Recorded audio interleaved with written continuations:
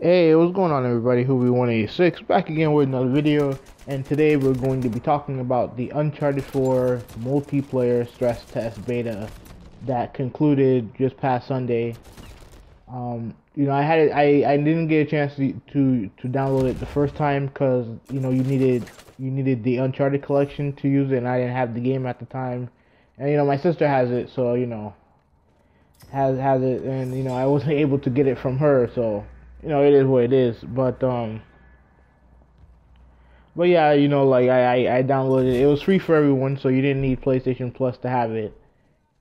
And yeah, so I just want to talk about it real quick. You're watching the gameplay, and I think the thing that impressed me the most about the game, first off, was the graphics. The graphics look amazing. Like the character models are good, but just the environments looked amazing. The maps. I think I was able to access two of the three maps, which was the I don't know. I know the one. There's one of them called Rooftop, which is, I'm sure you guys are seeing gameplay of it right now. And there's another one that was used in the first beta. I don't know what it's called, but I was impressed graphically because obviously, when you're playing a multiplayer game, that has a connection with the single player, obviously the single player is obviously going to look better, I gotta be honest with you, the multiplayer looked amazing. Graphically, everything looked cool.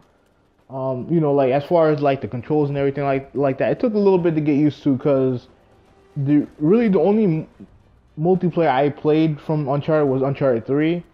I played 2, but I didn't really play the multiplayer that much. But the Uncharted 3 multiplayer, I liked it. There was a lot of people who didn't like it. They always compared it to 2. I thought I liked it, even with some of its issues. And it took some getting used to when it comes to controls, because it's a very different type of. It's not overall different, but there are definitely some control differences that they went with. They took a more they definitely took some assets from The Last of Us multiplayer and brought it here. And I think overall I once you get used to it, I was really digging it. I didn't think I was gonna like the whole KO/down system that they implemented. In Uncharted 3, basically, if you shot and killed someone, you shot and killed somebody. Like, that's just how it goes. There was no opportunity to revive anybody or anything like that. So, but adding that, it was fine. And they also added the sidekicks, which I felt are pretty balanced, to be honest with you. You have the brute, you have the sniper, you have the grappler. And yeah, so I didn't really feel like any one of them was decisively overpowered over the other or anything like that. So that's at least that's just my impression of it. As far as some of the powers that you can utilize and stuff like that, like overall, I still need to learn how to properly use them, but according to what I can tell, it doesn't seem like anything was really overpowered by any chance. Like the only one that I used effectively, I'm trying to figure out which one did I use. Was the one where it has all the spirits coming at people and they're trying to damage them, and I don't know what it's called. It's something El Dorado or something like that. But overall, I feel like the additions that they added to the multiplayer, definitely didn't hurt the game at all. You know what I mean? So that was that was good. You know what I mean? It was always something that when the whole multiplayer trailer came out, there was a lot of people complaining about all these powers and stuff like that. And I ultimately think that they were just nice additions to the multiplayer.